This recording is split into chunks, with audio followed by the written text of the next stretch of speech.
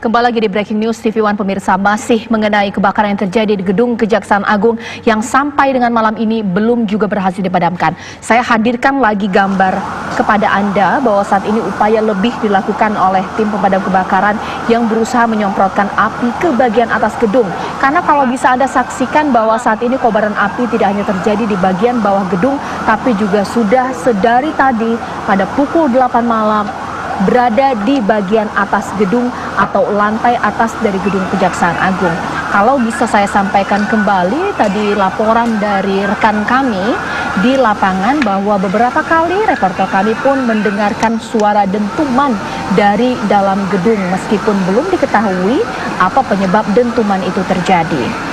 Dan sampai saat ini banyak sekali pemadam kebakaran yang diterjunkan untuk berupaya memadamkan api. Pada pukul 8 malam ada 7 mobil pemadam kebakaran, tidak menutup kemungkinan bahwa mobil pemadam kebakaran ini memadamkan api dengan jumlah lebih dari 7 pemirsa, karena titik-titik api ini banyak sekali.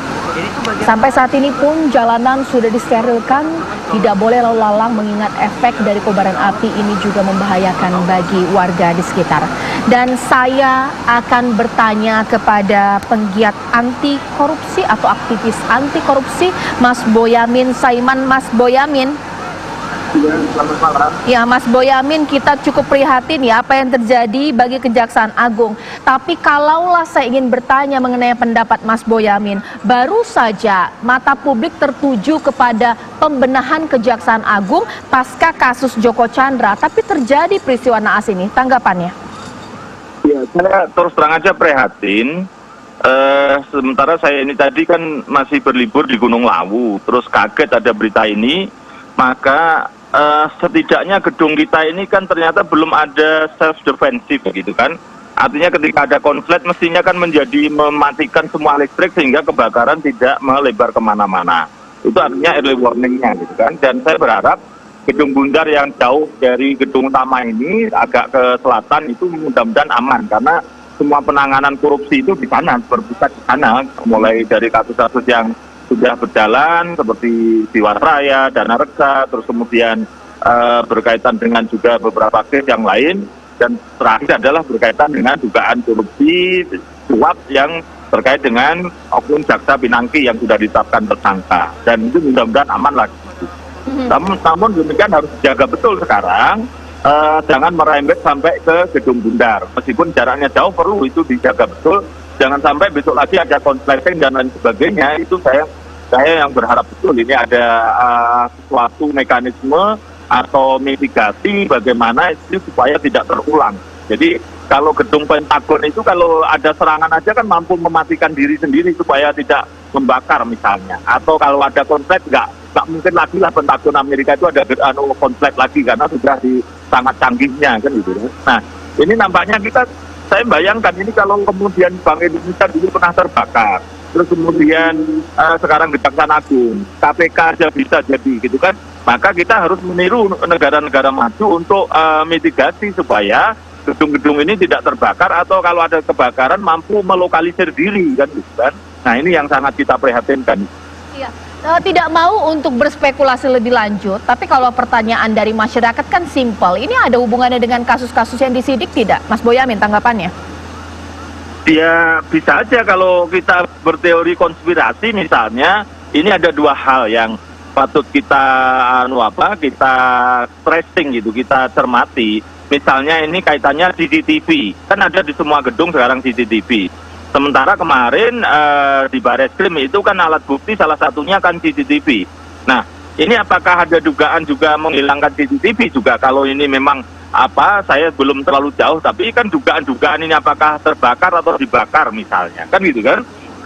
Kemudian Kejaksaan Agung itu saya buka aja bahwa punya alat sadap misalnya begitu kan. Semua penegak hukum itu kan sekarang punya alat sadap baik di KPK, di kepolisian maupun di Kejaksaan Agung. Dan alat sadap di Kejaksaan Agung itu kan ada di lantai ini juga gitu, di gedung utama ini, di Intel gitu. Nah ini kan paling tidak alat yang canggih itu harganya kira-kira ratusan miliar jadi terbakar juga kan, sangat disayangkan itu kan. Nah ini mudah-mudahan ini karena terbakar, karena konsleting, bukan karena diduga dibakar gitu. Saya sangat tidak berharap ini kan. Tapi tidak-tidaknya menjadi dua hal penting itu tadi yang kemudian paling tidak oknum Jaksa P itu kan juga berkantor di situ gitu kan dulunya kan. Nah, paling tidak kegiatan-kegiatan dia itu apa aja kan, karena nyatanya ada dugaan Anita dan R itu yang juga diduga mengantar bertemu Joko Chandra itu kan juga pernah bertemu di kantor itu kan. Setidaknya CCTV yang kira-kira merekam kegiatan oknum Jaksa P ini kan juga sudah menjadi hilang kalau memang belum diamankan loh ya. Ini yang saya sangat terus terang aja menjadi, mudah-mudahan ini karena terbakar aja, karena semata-mata faktor alam, bukan yang lain. Baik, Mas Boyamin Saiman, terima kasih. Kita masih terus menunggu hasil investigasi dari penyebab kebakaran ini. Saya ingin ke Bariska Simajuntak. Selamat malam, Ketua Komisi Kejaksaan. Selamat malam, Ya, Caca. iya, baik. Bagaimana pendapatnya terlebih dahulu mengenai peristiwa ini? Luar biasa masifnya kebakaran yang terjadi malam hari ini. Silakan. Ya, kita turut prihatin atas musibah ini. Kita merasa prihatin dan berharap api segera bisa dipadamkan, dikendalikan, dan semua bisa aman, khususnya korban jiwa mudah-mudahan tidak ada. Dan saya tadi sudah berkomunikasi dengan Jaksa Agung Muda Pembinaan. Mereka juga sedang berupaya keras untuk memadamkan api itu secara maksimal. Dan kita harapkan bisa dikendalikan semua api itu sehingga musibah ini bisa diatasi dengan baik. Begitu Mbak Caca. Pak Barita Simajuntak, Pak, kalau tadi saya berbincang dengan wakil dari Jaksa Agung, Pak Setia Untung Arimuladi, saya pun berbincang dengan Bang Boyamin Saiman. Sebenarnya kita berharap bahwa berkas-berkas penting kasus penyidikan ini tidak berada di gedung yang terbakar. Tapi yang paling penting saat ini kasus yang sedang disidik Kejaksaan Agung mengenai Jaksa Pinangki. Kalaulah ini gedung bagian dari kepegawaian, itu artinya bahwa termasuk ruangan dari Jaksa Pinangki. Bagaimana?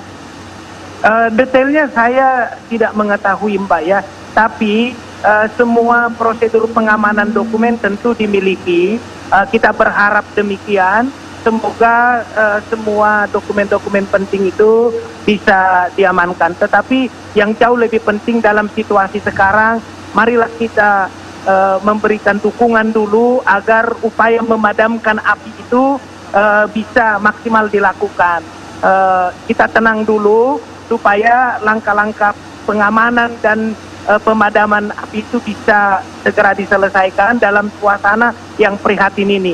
Begitu Mbak Caca. Baik, Pak Barita sepakat bahwa prihatin itu menjadi yang utama ketika kita menyiarkan berita ini. Kita harapkan api cepat dipadamkan. Tapi seberapa besar masyarakat bisa berharap bahwa peristiwa kebakaran ini tidak mengganggu proses penyidikan kasus-kasus di Kejaksaan Agung? Ya, saya kira itu sudah ada strateginya. Karena Kejaksaan juga memiliki SOP, prosedur, emergency plan, pasti mereka miliki. Nah, karena itu dalam suasana seperti ini agak sulit kita membicarakan hal-hal yang selanjutnya. Tetapi yang paling pertama dulu kita harus lakukan adalah dukungan. Semoga musibah ini bisa diatasi, api segera padam, baru tentunya itu akan bekerja langkah-langkah selanjutnya yang bisa dilakukan. Jadi kita juga berharap masyarakat bisa memberikan dukungan agar api itu bisa dipadamkan dalam bentuk memberikan dulu perhatian dan kepedulian yang menyejukkan dulu, Mbak Caca. Iya, sepakat. Terima kasih Pak Barita Simajuntak. Kita berharap yang terbaik sehingga pemadaman ini bisa berlangsung dengan cepat. Terima kasih Pak Barita Simajuntak dari Komisi Kejaksaan. Saya akan terus update kembali pemirsa apa yang terjadi saat ini di gedung Kejaksaan Agung. Sudah ada Yasin Idris di sana. Yasin. Ya Caca, saat ini kalau terlihat di layar kaca Anda sudah mulai ada progres dari penanganan yang dilakukan tim damkar, di mana saat ini sudah mengerahkan satu unit mobil pemadam kebakaran jenis Bronto, di mana kalau kita saksikan jenis Bronto ini mempunyai tangga yang bisa mencapai ketinggian sampai dengan 50 meter. Dan saat ini proses evakuasi sedang dilakukan di bagian lantai paling atas, lantai 6, di mana untuk tadinya persis di bagian tengah gedung yang kita lihat sekitar 10 menit yang lalu masih api terus menyala, saat ini sudah mulai padam dan tinggal di bagian sekitar lantai 4 dan lantai 5 di bagian tengah yang apinya masih menyala. Nah, ini kalau kita saksikan di lantai paling atas sedang dilakukan penyemprotan dengan mobil damkar Bronto ini. Kami juga mendapatkan informasi dari tim pemadam kebakaran di daerah Kebayoran Lama ini memang ada beberapa kendala, terutama di daerah Kebayoran Lama dan juga Kebayoran Baru. Di sini sumber air itu cukup sulit dikarenakan jauh dari sumbernya, sehingga salah satu tantangan juga bagi tim damkar yang ada di sini adalah mencari air untuk mematikan api yang ada di sini. Nah, adapun yang nantinya akan dilakukan adalah mengerahkan damkar dari daerah lainnya. Salah satu yang saat ini sudah mulai bergerak adalah damkar dari daerah Jakarta Pusat. Saya akan mengajak Anda berbincang dengan salah satu saksi mata. Tadi ada anak muda yang ikut nongkrong di Cafe M Block yang persis berada di depan gedung kejaksaan ini. Sudah bersama dengan saya ini Mas Tatan. Mas Tatan, selamat malam. Ya, selamat malam, Mas. Mas Tatan, tadi pada saat nongkrong di sini awalnya seperti apa sih melihat ada api di sini, Mas Tatan? Iya, tadi saya sih setengah 8 baru sampai M Block ya. Saya mau nongkrong, tiba-tiba udah rame nih. Tapi api belum sebesar ini, Mas. Tadi melihatnya di bagian sisi mana? Di belakang Gapura ini nih, di belakang Gapura. Di belakang Gapura persis di gerbang utama ini ya? Iya, di gerbang utama ini, tapi belum nyampe ke kanan dan juga belum sampai ke atas juga tadi. Masih kecil apinya. Dan artinya masih berada di sekitar lantai 2, lantai 3? Iya, masih di sekitaran lantai 2 dan lantai 3 juga. Ada mungkin mendengar suara-suara aneh seperti itu juga? Seperti ledakan atau seperti apa? Untuk ledakan belum sih, tadi masih kecil. Tapi kalau udah besar, baru ada ledakan-ledakan. Seperti apa tadi, ledakan apa? Benda-benda semacam apa? Mungkin kayak ada yang jatuh kali ya, benda-benda di atas gedung lantai 3 atau lantai 6 gitu jatuh ke bawah dan jadi ledakan gitu pokoknya. Kemudian sempat tadi menyaksikan juga tiba-tiba besar dan masyarakat sebanyak ini apa tadi masih sepi juga, Mas Tatan? Iya, tadi masih sepi dan lalu lintas masih cukup berjalan dengan lancar. Sebelum tadi memang jalan-jalan ditutup juga kan karena emang udah besar juga, udah sampai ke kiri-kiri sampai ke atas juga. Baik, terima kasih Mas Tatan ya atas informasinya untuk pemirsa TV One. Nah, itu tadi kesaksian dari saksi mata yang sejak awal sudah duduk di depan gedung kejaksaan ini dan melihat secara langsung awal titik kebakaran terdapat di lantai 2 dan lantai 3. Kemudian api terus menjalar sampai ke lantai di paling atas, yaitu di lantai 6. Nah, sebagai informasi saja bahwa ada beberapa lantai di mana untuk lantai 5 dan 6 ini biasanya digunakan untuk kepegawaian dan juga pembinaan, sementara di bawahnya di lantai 3 dan lantai 4 itu adalah mereka yang bertugas sebagai intelijen. Kemudian untuk Jaksa Agung sendiri berada di lantai 2. Namun persisnya kami belum mengetahui di mana, di bagian sisi kanan, apakah di bagian sisi kiri untuk para petinggi ini ruangannya berada. Namun tadi kami sempat mendapatkan informasi untuk kantor dari Kejaksaan Jaksa Agung, maksud saya itu berada di lantai 2 dan dia berada di sisi kiri di tempat api menyala.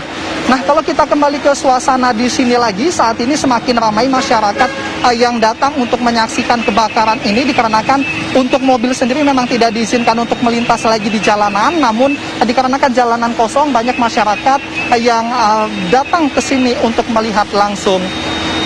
Nah, kalau kita lihat progresnya lagi, Caca, di saat ini untuk di lantai 6 pun sudah mulai api sudah mulai tidak terlalu besar lagi, persis di bagian tengah yang membelah sisi kanan dan juga sisi kiri, di mana tepat di bawahnya merupakan gerbang utama untuk pejabat ataupun pejabat tinggi dari Kejaksaan Agung ini masuk, sudah mulai dipadamkan. Ada beberapa tahapan untuk proses pendinginan ini. Kami tadi mendapatkan informasi dari tim pemadam, diprediksi ini api akan mati sekitar 1,5 jam lagi dalam proses penanganan, dikarenakan untuk di bagian lantai 1, lantai 2, lantai 3 beberapa sisi sudah dimatikan dan sudah dilakukan semacam pembatasan seperti itu. Pembatasannya dilakukan dengan penyemprotan air sehingga api tidak lagi menjalar ke bagian tersebut.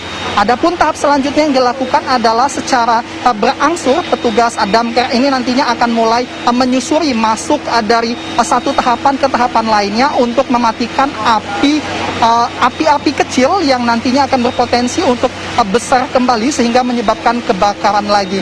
Nah, kalau kita lihat juga pemadam kebakaran Bronto juga dibantu dengan mobil pemadam kebakaran lainnya. Ini sudah mulai disemprotkan lagi untuk mematikan api yang terdapat di lantai 3, lantai 4, dan juga lantai 5. Itu kalau kita lihat sudah mulai ada penyemprotan kembali.